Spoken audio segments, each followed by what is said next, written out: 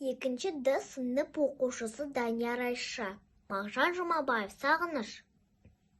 Абақтыдай айдан күннен жаңылдым, сарғайды ғосар даламды сағындым, қарашым құлыным деп зарлаған, алыстағы сорлы анамды сағындым.